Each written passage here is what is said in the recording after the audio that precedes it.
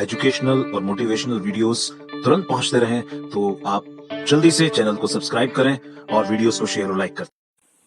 Macro economics और उसमें unit money and banking. Important question है सेंट्रल बैंक के फंक्शंस यानी केंद्रीय बैंक के कार्य।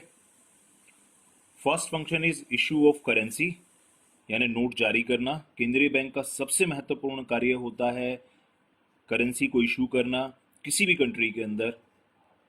हमारे देश में भी हमारा केंद्रीय बैंक है आरबीआई, जो कि सभी अधिमानों के नोट जारी करता है, इशू करता है, लेकिन उसमें 1 रुपया इसको छोड़कर और जितने भी कॉइन्स हैं उनको छोड़कर, क्योंकि 1 रुपये का जो नोट है उसको भारत सरकार का वित्त मंत्रालय जारी करता है और जो सिक्के हैं वे सरकारी टकसालों में ढाले जाते हैं, यानी जो ट्रेजरीज हैं गवर्नमेंट की उनके द्वारा आते हैं।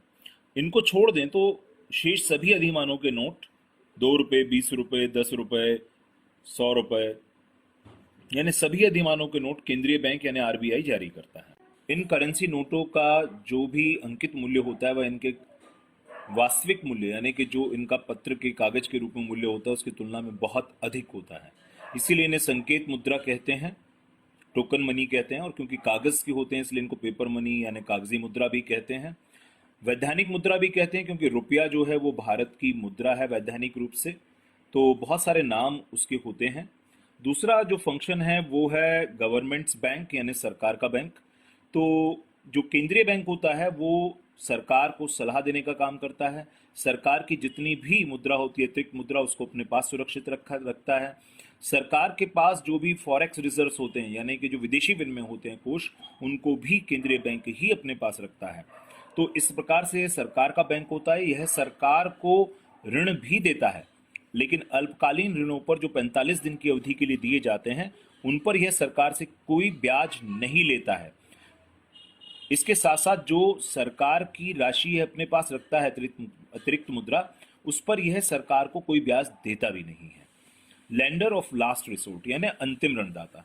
वाणिज्यिक बैंक जब उन्हें मुद्रा की आवश्यकता पड़ती है, जब उनके पास लिक्विडिटी का कोई संकट आता है यानी तरलता का संकट आता है, नगद मुद्रा नहीं रहती है उनके पास, ज़्यादा लोग बहुत निकलवा लेते हैं और उनके पास इस तरह की उपलब्धता राशि की नहीं रहती है, नगद राशि की, तो उस स्थिति में उन्हें केंद्रीय बैंक सहायता करता है और केंद्रीय बैंक उन्हें ऋण देने का कार्य करता है।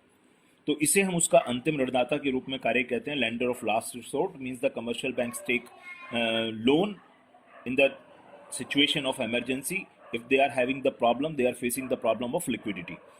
कंट्रोलर ऑफ मनी यानी कि ये मुद्रा और साख की पूर्ति करता है और साथ ही साथ उस पर नियंत्रण भी करता है। इसके लिए ये 2 प्रकार के उपायों को अपनाता है, क्वांटिटेटिव मेजर्स और क्वालिटेटिव मेजर्स। क्वांटिटेटिव मेजर्स और क्वालिटेटिव मेजर्स 2 प्रकार के उपायों को अपना करके केंद्रीय बैंक मुद्रा और साख पर नियंत्रण का कार्य करता है। परिमाणात्मक उपाय कौन से हैं? उनके अंतर्गत 4 उपाय आते हैं। उन चारों उपायों की चर्चा हमने अपने एक अलग वीडियो में की है, और दोनों जो दूसरे प्रकार के गुणात्मक उपाय होते हैं यानी क्वालिटेटिव कंट्रोल्स, उनकी चर्चा भी उस वीडियो में की है। तो यदि आप इस पर पूरा एक वीडियो देखना चाहते हैं, पूरा डिटेल में जानना चाहते हैं, तो आप उस वीडियो को देखें जिसमें हमने पूरा क्रेडिट कंट्रोल के बारे में बात की है। लास्ट फंक्शन है बैंकर्स बैंक यानी कि यह बैंकों के लिए बैंक का काम करता है।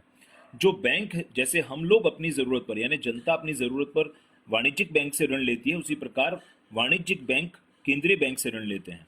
जैसे हमारा लेन देन या बैंक के साथ होता है यानी कि बैंक हमारे डिपॉजिट्स को अपने पास रखते हैं कमर्शियल बैंक, उसी प्रकार से बैंकों की एक राशि, निश्चित राशि उन्हें केंद्रीय बैंक के पास रखनी पड़ती है। उस पर वह उनको ब्याज भी देता है जिसको हम रिवर्स रेपो रेट कहते हैं। और केंद्रीय बैंक से व्यापारिक बैंक जो ऋण लेते हैं अल्पकालीन और दीर्घकालीन, उस पर वे ब्याज चुकाते हैं। अल्पकालीन ऋणों के लिए जिस दर से ब्याज दिया जाता है उसे रेपो दर कहते हैं, और दीर्घकालीन ऋणों पर जिस दर से ब्याज दिया जाता है उसे बैंक दर कहते हैं।